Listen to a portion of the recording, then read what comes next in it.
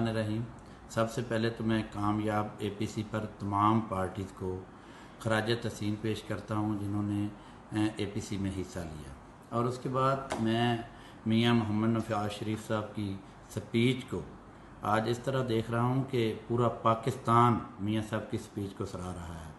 आज की स्पीच में हर वो सच बोला गया है जो आज तक किसी लीडरशिप ने सच नहीं बोला था।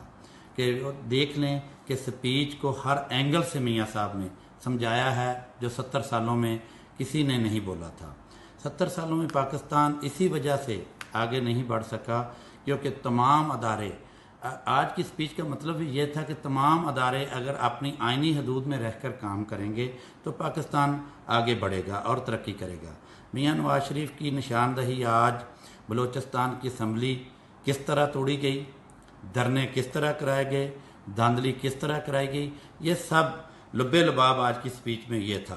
पाकिस्तान में जितने भी मेगा प्रोजेक्ट लाए गए तो आप ये देख लें कि वो सब के सब सियासतदान ही लेके मेगा प्रोजेक्ट आए, जिनमें से 70 से 80% के प्रोजेक्ट जो हैं वो मियाँ नवाज शरीफ की हुकूमत में शुरू किए गए और उनकी हुकूमत में मुकम्मल करवाए गए।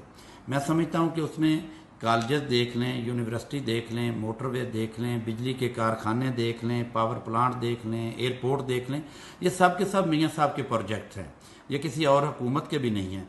पाकिस्तान का मतलब ये था कि सबको बराबरी मिलेगी।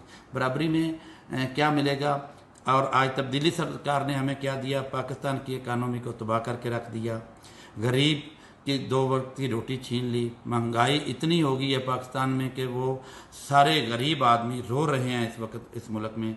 तब्दीली सरकार में पाकिस्तान की इज़्ज़त को तार तार कर दिया, और जिस तरह हमारे पाकिस्तानी माओं बहनों की आज मदीना की रियासत में इज़्ज़त महफूज नहीं है वो भी आपके सामने है।